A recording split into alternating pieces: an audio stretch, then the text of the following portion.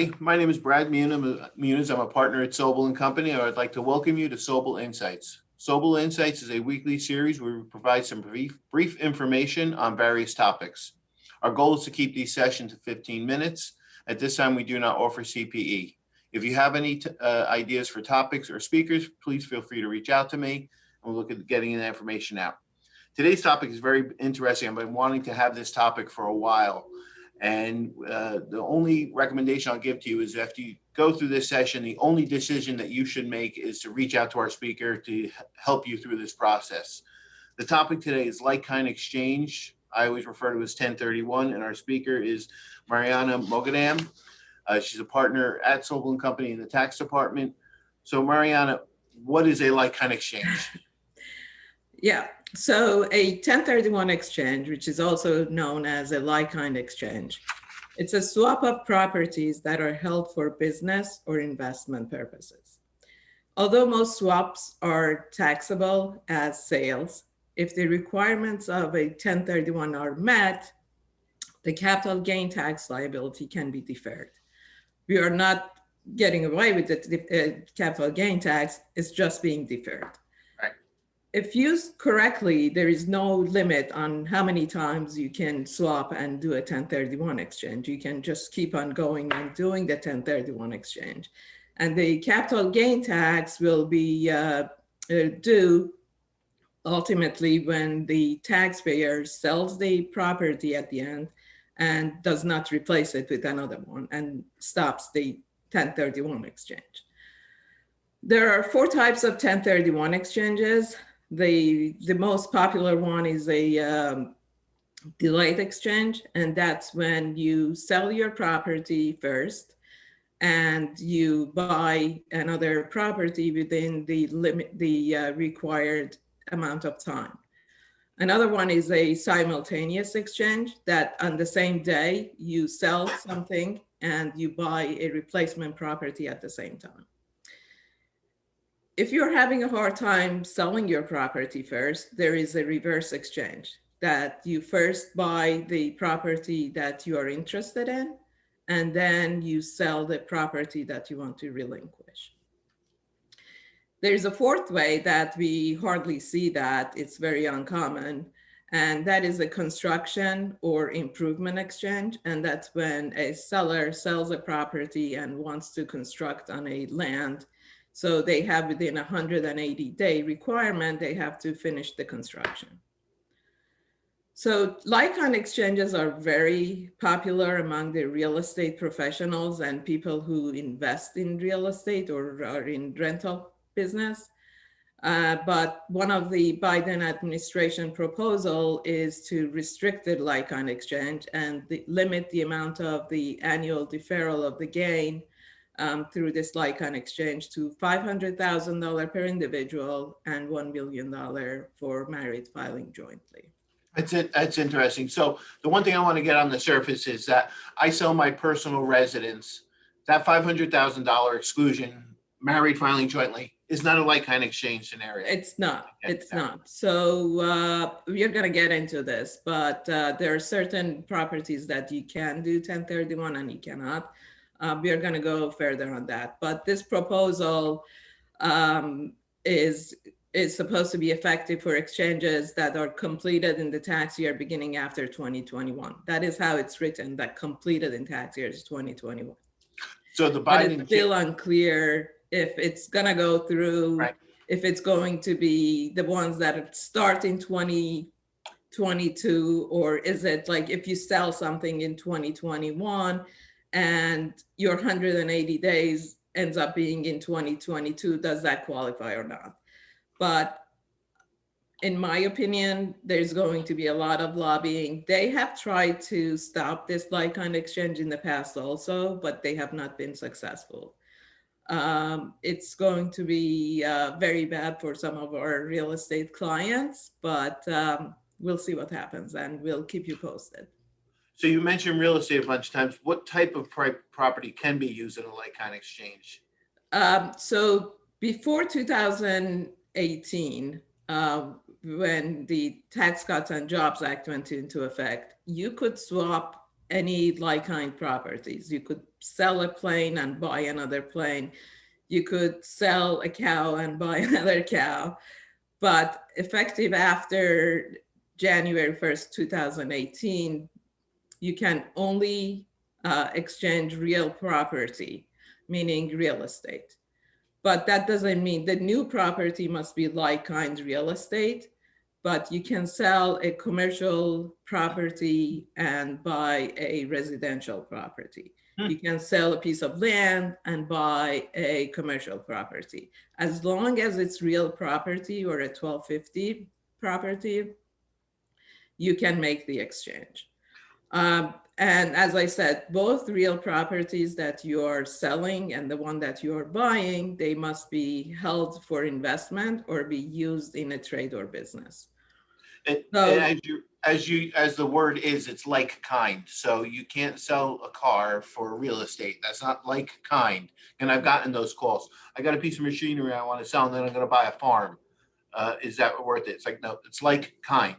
it's like kind only for real property. And real property, right? Right. So now, before you could sell a car and buy another car, but you cannot do that anymore. Yeah. It has to be selling a piece of real estate and buying another piece of real estate. And in the past, it was equipment for equipment, but again, like kind, it had to be. Correct. Yeah. Correct. Now, as you asked me before, there are two common situations that we get a lot of questions on. And one is people usually ask us, if I sell my primary residence or a vacation home that I only use for my own use and I never rented before, can I do a like-kind exchange? And the answer is no.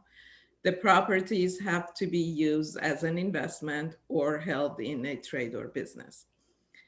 And the gain from that sale must be capital gain. So if there are some people who are in the business of buying a piece of property, developing it or cleaning it up and selling it, which we call them as flippers, the gain from that sale, if they are in the business of doing that, is ordinary income. Right. So they cannot do a 1031 exchange in that situation. It has to be a property that's held in as investment that will give you a capital gain.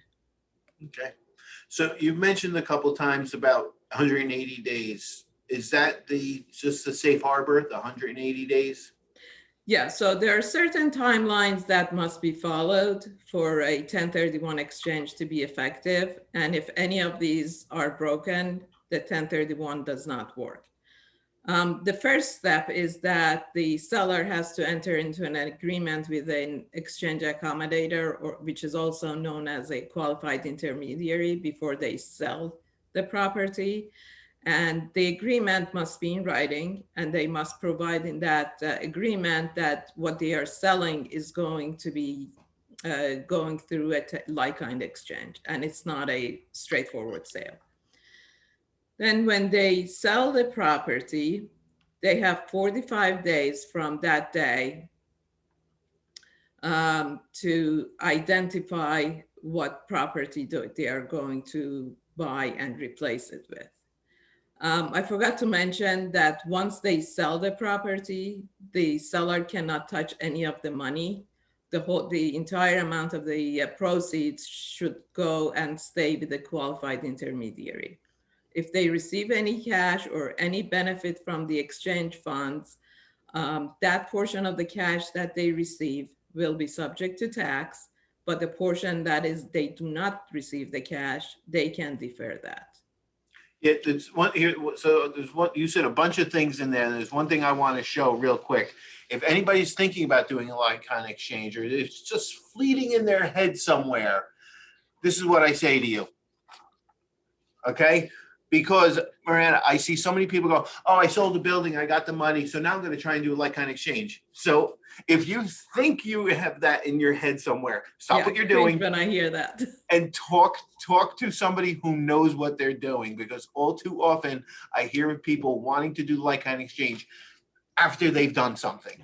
You cannot. So if you're going to sell real estate particularly, and this is a possibility, stop what you're doing and talk to somebody. Yeah, exactly. So the first step is to talk to your tax professional, talk to your CPA, talk to your attorney, and engaged a qualified intermediary. Yes, please. Because at the time of the sale, when they are selling at the closing, all the funds should go to the qualified intermediary. And then after that, as I said, you have 45 days to identify what you are going to buy. And you have 180 days from the date that you sell to close on your replacement property. So these are very strict dates and they need to be followed. The 180-day during the COVID was extended in some situations, but now we are past COVID. So Right. the 180-day is still in effect. Yeah. So I'm just watching the time. You have now I've heard that there's some tax implications about if there's debt, if there's cash and everything. Is there any particulars as to that? Right. So as we said, if an investor, when they sell the property, if they receive the cash for any cash proceeds, they will have to pay tax on that portion of the cash. Also, they have to watch if there is mortgage on the property that they are selling or on the property that they are buying. If the mortgage on the property that they sold is more than the mortgage on the property that they are buying, that would also be considered as boot, which is also cash. So they have to watch out for that. Unless, like if my mortgage is less, I put in more cash, I'm okay. So there are a lot of calculations that need to go into this 1031 exchange to make sure that it's not gonna blow. So you have to watch out first for you're not receiving any cash. And the second is if you have mortgage on the two properties, you have to watch out that on the replacement property, you have a higher or equal mortgage, or you are putting in more cash. So you said something before, it scared the heck out of me. Said something afterwards, scared the heck out of me. You said something now, and you know what it makes me think again? If you're thinking about doing this, and talk to somebody. Okay, Right.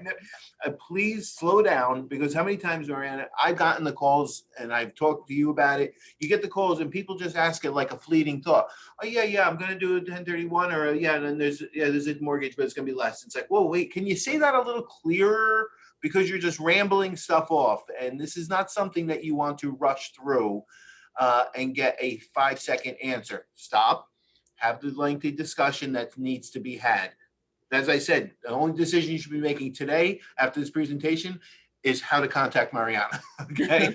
And have the good discussion about it. So we're getting near the end, and there's just something that you filled my head with a lot of information, as you always do.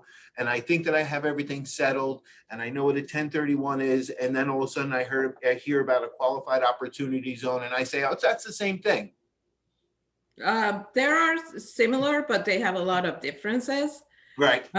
So qualified opportunity zone was introduced in 2017 under the Tax Cuts and Jobs Act. Both 1031 exchange and investment in qualified opportunity fund deferred the payment of the tax on the capital gain, but there are some differences in them. For example, in a 1031 exchange, you have to put in, you can, as we mentioned before, you can only buy real property. So you sell a real property, you buy a real property. In a qualified opportunity zone, you can defer any kind of capital gain. Like you have a business, you sell it, you incur capital gain, you can take that money and invest it in a qualified opportunity zone fund. The other difference is that in a 1031, you have to invest the entire proceeds from the sale of your real property. For a qualified opportunity zone, you only have to invest the portion of your capital gain. For example, you sell a $100,000 building. In a 1031, you have to put in the entire $100,000 less the cost of the sale, the selling cost of the property. But if you only have $20,000 capital gain from that sale, you only have to invest $20,000 of that capital gain into qualified opportunity zone. Both of them have the 180 days of reinvestment, but with the qualified opportunity zone, there is one caveat that if the gain incurs in a partnership and you receive a K1 that shows you have a capital gain, you have until the deadline of the tax filing of that partnership, 180 days from that day, to invest. Okay. So you'll have more time to think about it, only if it's in a partnership situation. And now, if you put into a qualified opportunity zone, is there a certain holding period that relates to that gain? Yeah, we're going to get to that. Okay. So the other difference is, like, if you are selling a real estate in a partnership, all the partners have to agree in doing a 1031 exchange, and the 1031 exchange has to happen within the partnership. But for a qualified opportunities zone, any partner, if they have a capital gain, they are on their own. They can decide what they want to do with it. You can invest anywhere in the United States for a 1031, but for a qualified opportunity zone, there are limited zones that are identified by each state that you can invest in that area. You can look in the map. There is a map. You can Google it, qualified opportunity zone, on internet, and they will show you all the areas that are qualified as QOZ. You need a qualified intermediary, as we said, in order to do a 1031, but you don't need that for a QOZ. And the tax benefits of the investing in a 1031 is that you can defer the gain indefinitely until you stop doing a 1031. So you can keep on swapping and defer the gain until you finally stop. But on a qualified opportunity zone, the way it's described on Tax Cut and Jobs Act is that for your tax year 2026, you have to pick up the gain. You cannot defer the gain. You will have to pick it up. But if you hold the investment in qualified opportunity zone for 5 years, 10% of that gain goes away. So you get a step up of 10% on the capital gain. And if you hold it for 7 years, it's 15%. But the window of getting that 15% is closed because you would have to pick up the gain in 2026. So the last date that you could do it was in 2019. Another caveat in qualified opportunity zone is that if you held your investment for more than 10 years, any appreciation in the value of the property from the time that you invest in QOZ, you don't have to pay tax on it. So they both have pros and cons. You just have to think about it, talk to your tax professional, talk to us, so we can direct you in the right direction. Yeah, it sounds like this is not something that should just be, a decision should just be made with a flippant email that's just being passed around. You should have the discussion, and also some thought should go into this. I mean, just deciding on QOZ or 1031, if you're thinking about QOZ, how long you anticipate holding for, this takes planning and discussions. Exactly. And there are costs associated with doing a 1031 or doing a QOZ, and you have to weigh the costs and benefits. I mean, if you're having a $100,000 capital gain, so your tax at this point would be, based on your bracket, would probably be at the highest would be 23.8% for federal. So your cost of doing the 1031 exchange may be more than that $23,000, $800 that you have to pay in tax and all the headaches. So you need to weigh your, the pros and cons and see exactly which one would benefit you more. Great. Okay, so we're right at the time, and there are more questions that I could come up with, and I'm sure that the viewers would have even more questions. So Mariana, I want to thank you for providing even this, a lot of information, how much little time we had. I recommend people reach out to you with questions, and not just, quick question about this, I'm going to make a brief decision. Don't do that. Have all your information and have, a nice, concise discussion, have a meeting with her about it.